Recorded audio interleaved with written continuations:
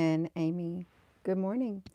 So, a world where there is no darkness of night. Is there such a world that exists? Is there such a world where wars and hierarchies and chaos and stuff does not exist, you all? Is there such of a world? And is it is it even possible for there to be such a world? And if there is such a world, are there inhabitants? Good morning. Hello, Apple Brooks, honey. Is there such a world as this, you all? And if there is, are the inhabitants, do they look like us? Do they have a conscience? Do they have feelings? Do they have a body that looks somewhat like ours? Are they like us? Is such a world possible? Really, is it? And if such a world is possible, that what goes on in this world does not happen like in our physical world, it doesn't happen in the other world. There's no need for it. No need for war, no need for all of the bad stuff. The bad stuff, it's non-existent because of the way this world is set up. It's non-existent. There's none of it. Yeah. A world without darkness is a world without shadows. Midnight in Queensland, Australia. There's no such thing, only the absence of light. Yeah, it would be like somewhat of a utopia, wouldn't it? And if such a world exists, what if you came in contact with inhabitants of such a world? Would they be far more superior than the human race? Would they be so far evolved, much more evolved than the human race, and much more, say, gifted with like superpowers, more or less, you all, would they? Than the human race? And could the human race even stand up against such a world? Yeah, could it? Even though maybe such a world has survived and existed for thousands and thousands of years without being destroyed. Could such a world exist? Just think of like Admiral Byrd, the account of him going to the Middle Earth and meeting with the leader of the Middle Earth, you all. Does such a world as that exist? Does it? And if so, do they look like us? Do they have superpowers? Do they? Superpowers far more superior than our powers? Yeah, do they? Because there's really not much of a description of what happened when Admiral Byrd went to, Antarctica and disappeared. There really isn't. The inhabitants of this inner earth were not happy with what the humans were doing above the earth, even though it was way above where they're at. They weren't happy. The leader wasn't happy. And you have to ask yourself, why wasn't the leader happy? Did they have a certain world that they lived in where none of this stuff happened? None of this fighting, none of it. None of it. It was well established and stuff. Obviously, they didn't want their world destroyed either, because somehow their world is connected to the human world, the above the earth world. What happens if they decide to come to the surface of the earth because of what humans have done? What if? I don't think it's hypothetical. I really don't. If such said place exists, um, and humans continue to do what they're doing with their wars and all this destroying of the earth above, it creates a certain type of a frequency that can be felt among higher evolved people and beings. It does.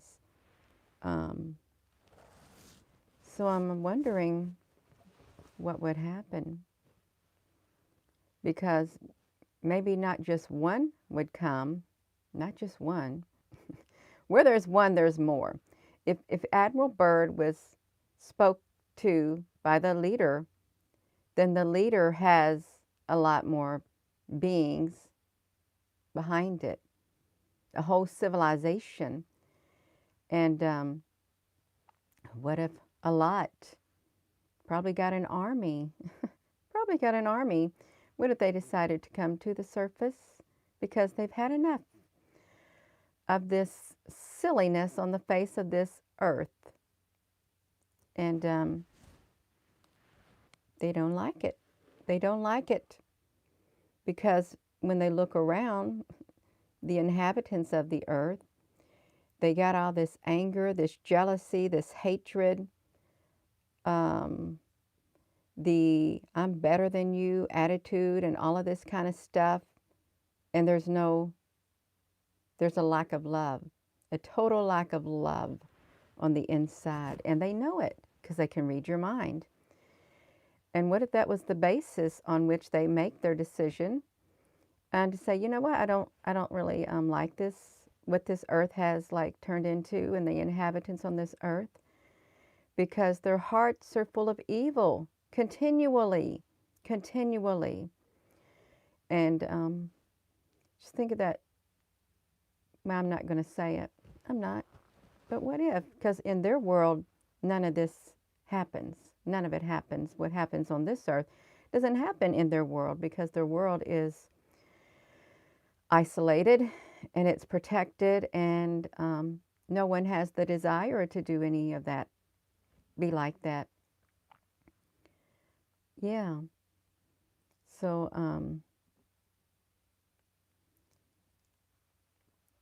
you believe that we have help out there? We just have to ask. Yeah. They can't intercede. Such a power is felt across the dimensions. Yeah, to stop it. They are peaceful and they won't hurt us, but they have stopped things from happening, Sandra. The word before the breath, the watchers. That's when you found out they have been here, they beginning the watching and waiting for mankind to lose sight.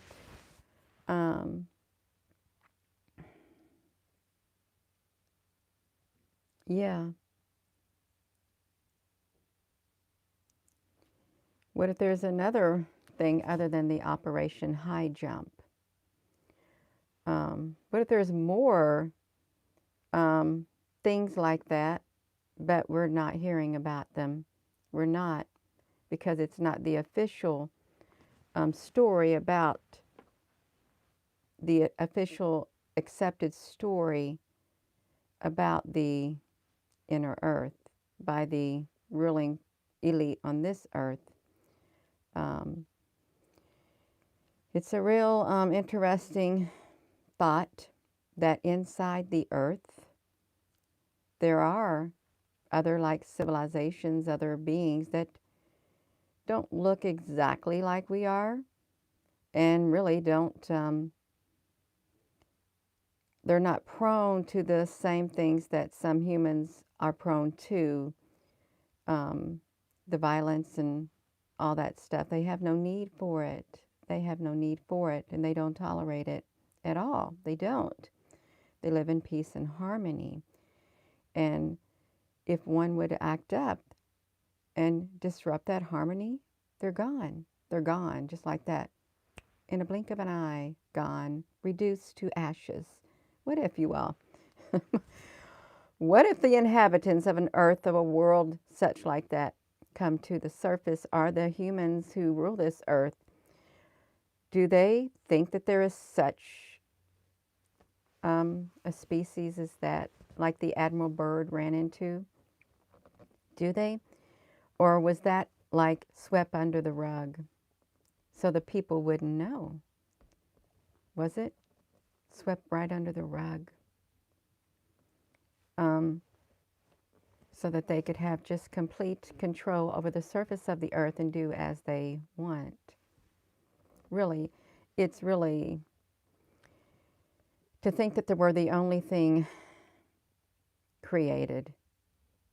No, we're not the only species. There's other life forms out there. And some of those life forms are not like humans. Their lives on wherever they would live aren't like that of the humans. They have different standards, different morals, different things that they live by, different, I don't know. I don't know, you all.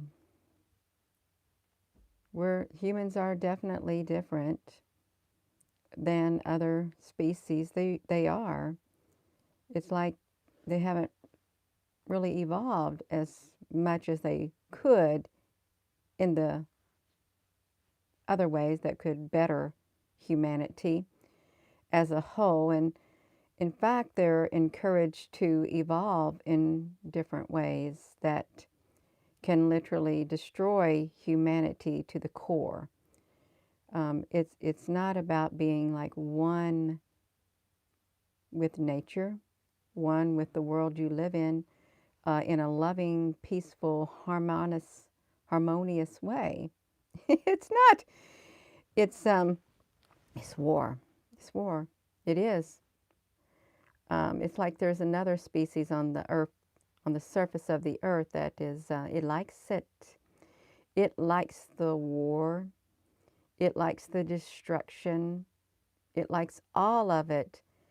What if we're dealing with several different species on the surface of this earth that really, they fed up with the humans. They want to do away with the humans on the earth because they're done with them. They're done using them. And they just want to take over the whole entire earth because humans are in the way now. And what if? I used to say, I don't want to hear what if, because what if leaves the door open. There is something here. There's something on the earth. There's another species or several species on the earth. There's several probably inside the earth if you think about the Admiral Byrd. And then if you think about the tunnels in the earth and the stories of the reptilians, well, let's ask this question. When Admiral Byrd went to the center of the earth, met with the inhabitant, the leader of inner earth, was that leader a reptilian? Now, I don't think a reptilian species would say that they didn't like the destruction that was happening on the surface of the earth. I don't think the reptilians would say that. Was it a different type of a species, a more peaceful species that Admiral Byrd perhaps visited? Was it? Because he wanted to warn them they need to stop it with the nuclear stuff because it affects them too. The reptilians wouldn't say that, according to their reputation. And if you think about the deep underground things, the reptilians come in and they're getting the people and they're in cahoots with the evil humans, the humans who want power because they gave them all this power. They're not one and the same. So then we have different species living inside the earth itself, perhaps on different levels. And then we have human species above this level right here. So it really is, it's very thought-provoking that Admiral Byrd did not meet with a reptilian species. He didn't. He didn't, but he met with other highly evolved species in the inner earth that had different ways of living that seemed probably more harmonious and peaceful than what the inhabitants of the earth, the rulers of this earth, have for civilization. It's like a clash of civilizations, and worse, and if the inhabitants, the leader that Admiral Byrd went with, met, came to the surface of the earth, would it look like us? Would they look like us? Well, we know the reptilians ain't going to look like us. What if they too decided they wanted to come to the surface of the earth? We would really have a lot of wars and stuff like that. We would not accept them at all. No, you wouldn't. They would look different. First of all, that's what happens. Immediately when you look at somebody, there's the difference right there. That's when you start making your decisions. While we're programmed to it, that if you have the perfect sculptured body, that's so pleasing to the eye. That's what this is being embedded, a sculptured body, be it male or female, how beautiful they look and stuff. That's what we're taught to value, the beauty, the outward beauty. But then what about the inward? Right here, the inward beauty. We're not taught to value that, you all. We're not. Because really, it truly is on the inside of here what makes us who we are. This body, it's like a machine. I heard one person say it's a machine. Dress it up, use it, have fun with it. And really, some people do. They dress it up and have fun with it. And that's what we're told to focus on, but not on the inside. Not on the inside. We're not. So, a world where the darkness is never seen, even at night. A world where there is no darkness of night. It's always light, and there's like harmony and peace within. It's an established world. And perhaps within this world, perhaps there are precious jewels and things like this. And beautiful, just absolutely beautiful. And it's not really in another dimension, but yet exists inside the earth. Yeah. I'm talking in riddles, more or less. I am. But there's at least 2 different species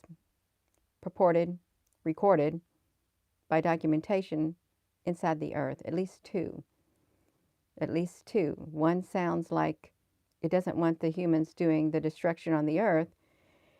And the one sounds like, oh, it loves the destruction. It loves the war. In fact, it loves to eat humans. It loves to enslave the humans. There's the other. There's the other. Then you have another one. They might want to terraform the earth. You think the earth is being terraformed? Is it being terraformed for another type of species too? We could even have 3 species here. We could. And I was thinking about the Borg. When I was watching, I did sit down and watch that First Contact with the Borg with the original Star Trek crew, the Jean-Luc Picard. What stuck out in my mind, they were on the engineering deck, and Geordi, when he was told he had to go back in time, he had to join the crew to go back to Earth to get like what looked like the starship had to go. He was said, you know, you need to do something about the temperature here.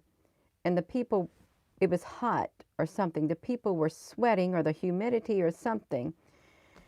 And I thought, well, why did they make that? Why did they mention that? And when Jean-Luc Picard, yeah, I'm going somewhere with this, I am. He went back, he was walking on the deck, and he started sweating. And he asked somebody what was the temperature, the diagnostics on the deck. And they was telling him what it was, carbon like carbon monoxide, humidity, and some other areas. He was saying the right conditions that the Borg needed to live in. And I can't remember what those numbers were, but he was telling it, and it talked specifically about the carbon monoxide levels and the humidity, the temperature, and everything was perfect for them. What if Earth is trying to be terraforming? What if, like this global warming and the heating up and stuff, what if a species such as that also decides, we want to terraform the Earth, but we got to have it in the right conditions? We do, to take over. You ever thought about that? I didn't think about it until the words, the right conditions, the whatever those things were that he mentioned, they needed it. Why would they put that? Why would they put something that seemed like a clue of the perfect environmental factors for such a species to exist in? Because he thought he destroyed the Borg cube, but then he realized at that moment in time, their shields on their ship, the Enterprise, the shields went down. Let's say this: the magnetosphere, or the magnetic field, it collapsed. So just think of the Starship Enterprise as they were trying to destroy that enemy, the Borg. Their shield came down, so Earth's magnetic shield came down, and the Borg slipped on, and then their shields went up, but it was too late. They slipped in just like that, through a portal, through an opening, through a crack, just like that when it went down. And therefore, the conditions within the Earth got these conditions that they needed to rebuild their colony and expand to, add the human collective within them. So really, I wish I could, well, I'm sure there's a transcript of that particular point in that Star Trek movie, The First Contact, where he told the specific whatever conditions that they needed. So it's interesting, things that stick out in your mind. The shield went down, they slipped on, and they created within that deck. They started taking over all the decks, and they set up their thing where they would get the humans and they would turn them into Borg, and they would just like add them to their consciousness. So yeah, so what if there's 2 different species at least inside the Earth, according to the records, and there's probably several species on the Earth itself. And the Earth, if with this, I thought about that global warming, I really did, and how it was heating up, how they said it's heating up or something like that. And then with the Borg and those just the perfect conditions for them to terraform that Enterprise, so they could send out a signal to the rest of the Borg to come join them. Really. And some may think, Gina, honey, you are too sci-fi. No, I'm not. I'm just expanding my thinking in this human body. I'm just going into the hyperbole, the thought process of what if, because somebody thought about the what if, or they wouldn't have made the movies, right? Thought about the what if this happens. How did they know the exact conditions? Why did they want to go back in time to the man who built this starship? So make sure he launches that starship up there so they can make first contact with, it was the, I don't know, those pokey ears, those people, those, I forget the name of those species. Bonjour, you all. Bonjour. So really, there's probably there's at least 3 different species on top the Earth, within the Earth combined. Possibly another 4, probably is, there is, you all, come on. There's another species too, and we know it. It's evolving really, really fast, and it's not organic. It's not. It's not organic. It's evolving. Um, yeah. So, Trinity, what's a cat? What are you talking about a cat for? Is there something I missed? Now, I'm really being serious when you said something is a cat. You talking about a species of a cat? Good afternoon. Um, oh, felines? Okay, because I thought she was talking about a species. I know there has the Lemurian species and things like that. Oh, top cat.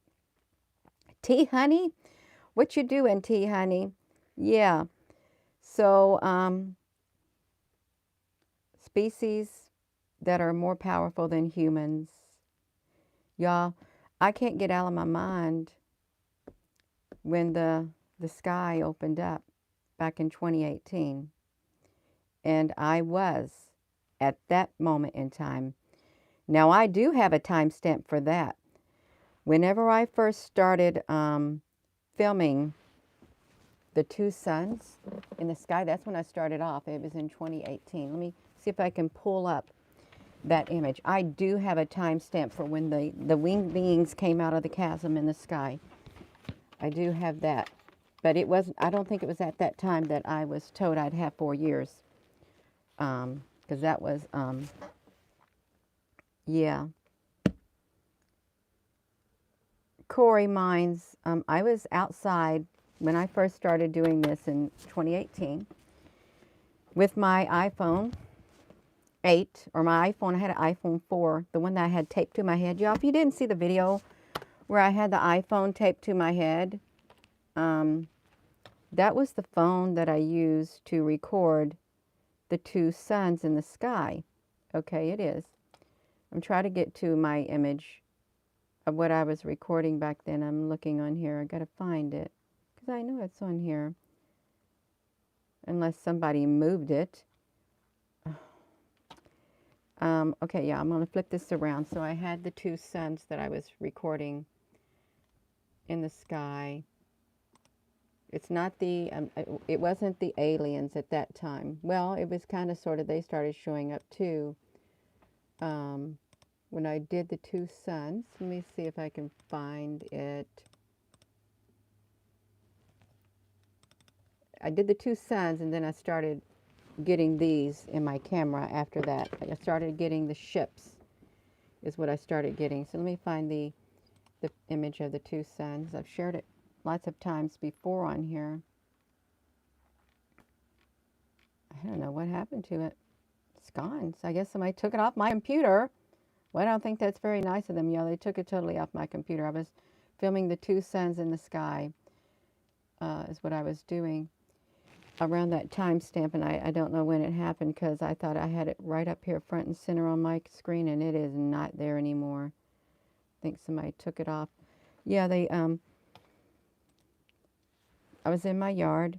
I'm gonna get to it, and I had my iPhone out, and I was trying to catch the sun as it was going through the clouds, and there's a lot of clouds started forming in the sky, and then a lot of storm clouds looked like they were forming. There was these two massive columns. They look like big cliffs, cloud cliffs, kind of darkish gray, forming in the southwestern sky. And I thought, oh my gosh, that is massive. It is massive.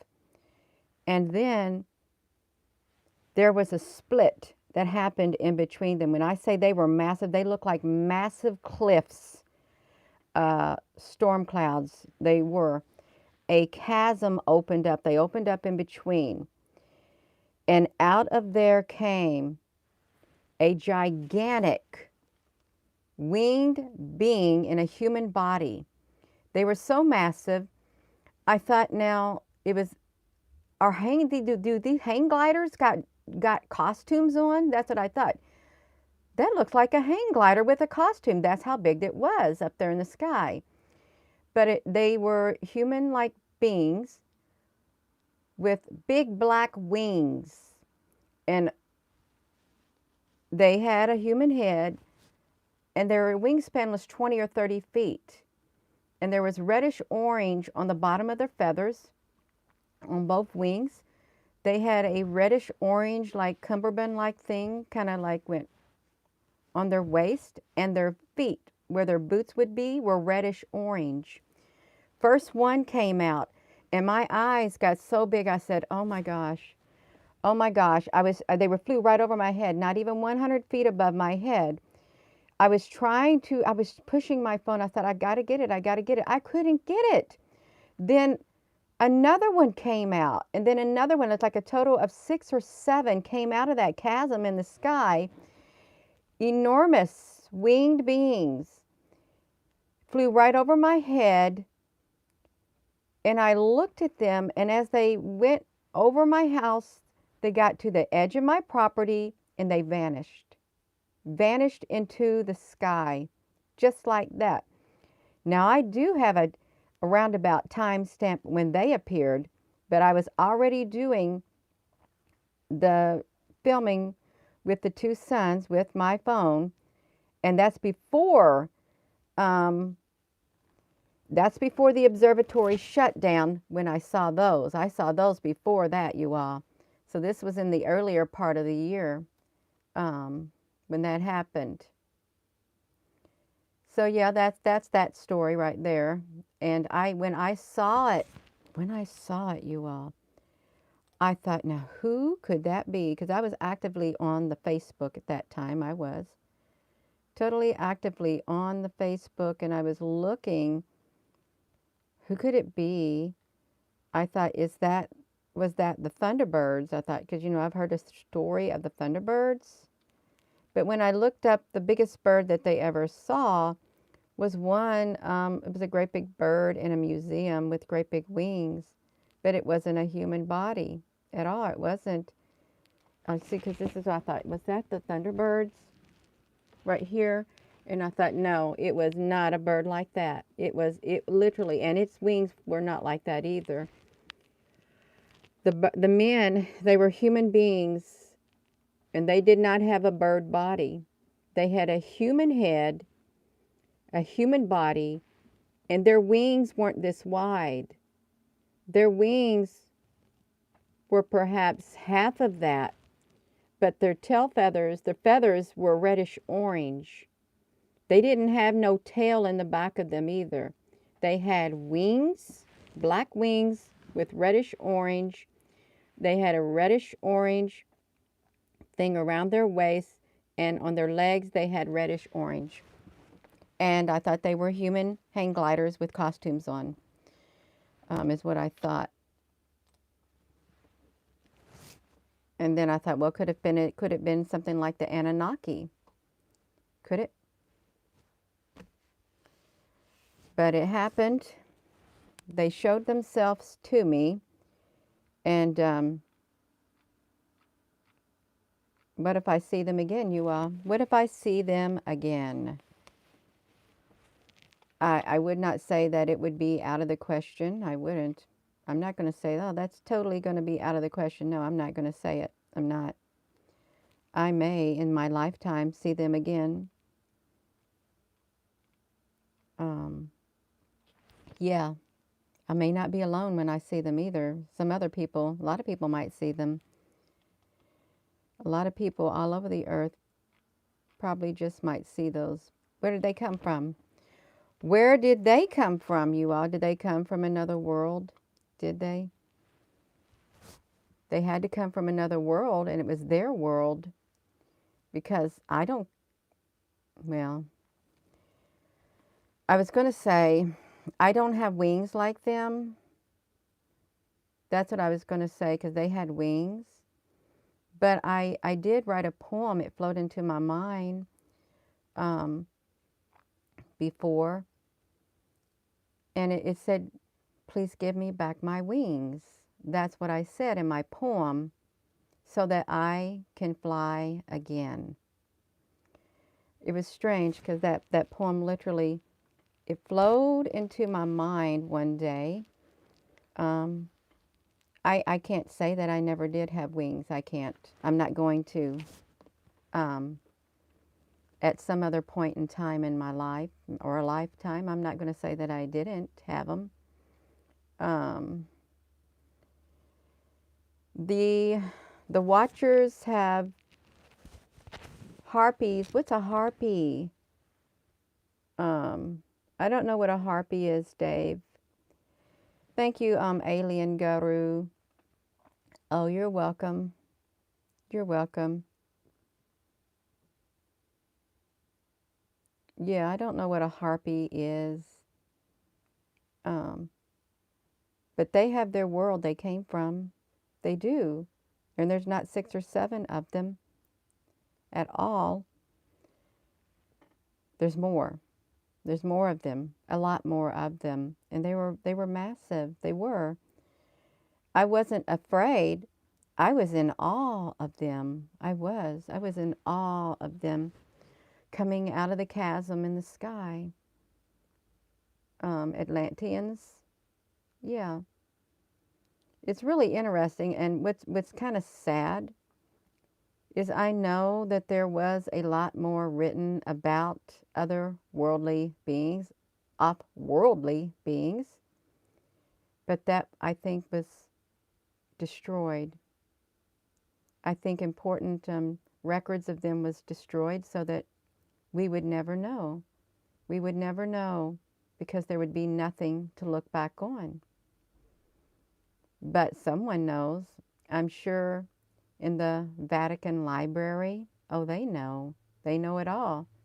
They probably got the history of the whole entire earth from thousands and thousands of years ago is what they probably got. Blackbirds sing in the dead of night. Wow. What are we talking about? We are talking about a world where there is no darkness of night. Okay, there is none. There's no war happening there, no arguing, no fighting. Everything's in order. There's peace and harmony. There's no vengefulness. There's none of it. Does such a world exist? I'm sure, obviously, it does. Yeah, that's right, you all. So that's what I was saying. And I would show my laptop, but my laptop's downstairs and I can't find the images that I'd like to find on here because something happened and my pictures of those images are gone. But I put it on my Facebook page, or not my Facebook, my YouTube maybe. I put the image of the 2 suns on there that I was documenting, maybe. But so be it. It's fine. Oh, here it is. I found it. It slipped my mind right here. I was documenting these right here. I was capturing the 2 suns in my phone, my phone's camera, at that period of time, like that. That's what I was documenting because I knew when the clouds came, I could get it. That's what I knew. When they come, I can get them. I can get the 2 suns, and I was so into it, you all. I really was into it a lot. That I can get it. I can get them. And I got more than I bargained for. I really did, because I saw them come out of the chasm of the clouds when I did that. Straight out of the chasm from the other dimension or rim is what it was. That's what I was filming. Yeah. It was at that period of time when I posted images of that right there. I will mention this channel one time. I will mention, thank you, Alien Guru.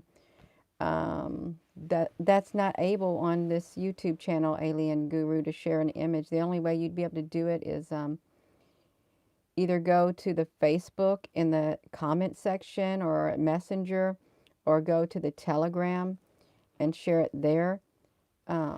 Yeah. I will mention one channel one time, okay, because it's on the timeline of my journey, and I won't mention it anymore. It was during the time of this right here. I also had a video where I captured them in the sky, and I was saying, oh my gosh, do you see what I see? There's a video on my YouTube channel when I was doing this, because you could see them coming through the clouds.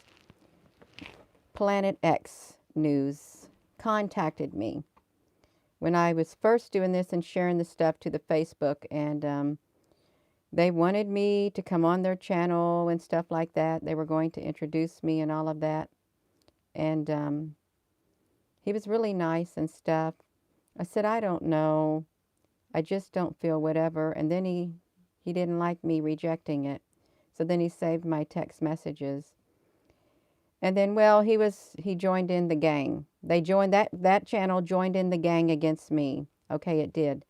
I will not speak of it anymore. Okay, but that was during that period of time. On the timeline, I was documenting this right here. Is what it was. Yeah, right there. And I moved to the ships. That's what I moved to. And then I'm sharing even more stuff, you all. Yeah, that's right. So 2 sons, and did you notice this too? This is what right here. This right here, look at the holes. 1, 2, whatever. Look at them, you all. That also appeared. See, that's different than this and this, because this one actually has markings on it, right, like that. Well, the Borgs aren't, there's actually a being inside of there. The Borgs are not circular. They're not. The Borgs are something else. But if somebody finds the transcript of Jean-Luc Picard asking for what the temperature readings were on that engineering deck, and he tells exactly what all the temperature readings are, the carbon monoxide and all of that, that will tell you the conditions that the Borg need in order to set up their lab or whatever it is. Yeah, that's right. So if you're just tuning in, yeah, there's at least 2 beings inside the earth. The Admiral Byrd ones, the leader that he visited. The reptilians in their underground tunnels and stuff, and they don't like humans. And they like to eat humans. They do. They like to eat them. There's the reptilians. They don't care what happens to humanity. They don't want humanity to turn for the better. They to destroy the earth, all the better for them. But the ones that Admiral Byrd went to, they didn't want the earth destroyed. They didn't want the humans doing it. So this is the good ones on whoever he visited. And then seems like there's another race above the earth that has slipped through. And it could be terraforming the earth, you all. It could be terraforming the earth. So it can, like the Borg said, they like to add the human consciousness to their collective. Yeah, that's right. So I am going to go. I am. But I want to thank you all for being on here. This time literally has went by. We're going on 44 minutes, you all. This time literally has flown by. It doesn't seem like I've been sitting here that long at all. 44 minutes. Isn't it strange how fast time flies by? It really is, you all.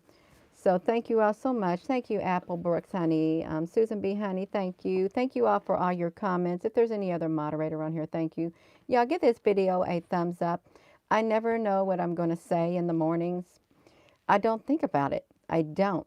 I just wait. And when the time comes, I thought, well, I guess I'm going to go up there and I'm going to do a video. And the words will come, and they come. It's great. And see, we got comments that come too. It's perfect. It's perfect.